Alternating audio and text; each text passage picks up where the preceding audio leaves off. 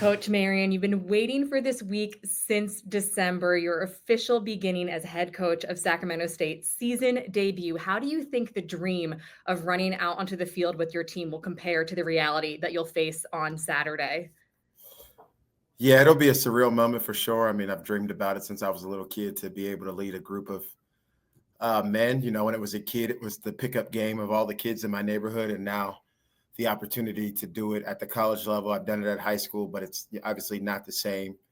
And so I'm really excited to just, take a deep breath, take it all in and run out and get ready to go with the guys. You made an interesting comment at Media Day. You said you were a horrible assistant coach. You were always meant to be a leader. However, you'd argue that your tenure as an assistant coach got you to this point. How did your time as an assistant prepare you to take over the Hornets?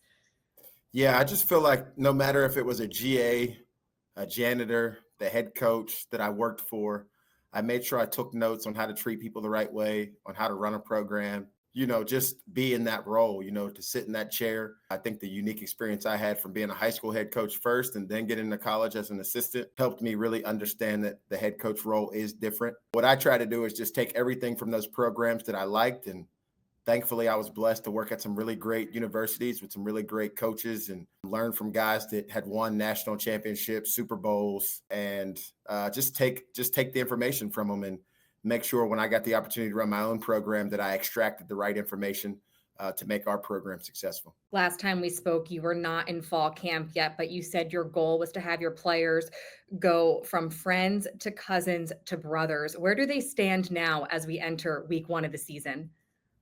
Yeah, I'd say we're close to being brothers. I'd say it's a brother is born in adversity, just like it talks about in Proverbs. So we have to have some in-season adversity first to really come together. Anytime you have this many new guys, they're really close-knit group right now. They're really tight. I'm really actually surprised about how close our guys are. But, we need to see some things, get a bad call, some things not go our way, be our backs against the wall, have to win a 2-minute drill, be in a tight 4-minute situation to really see, does our culture really stand the test of adversity? And I think once we can, get through that hurdle, then we'll definitely be brothers. I always say adversity causes some men to break and others to break records. So hopefully when those adverse moments show up, we've done our job as coaches to create an environment where our guys stay locked arm in arm to run towards the storm. Your defense had a strong showing in both fall camp scrimmages. What are the Hornets' strengths on the defensive side of the ball? Yeah, I just think we're really explosive in the trenches. We call it 3 sets of 5.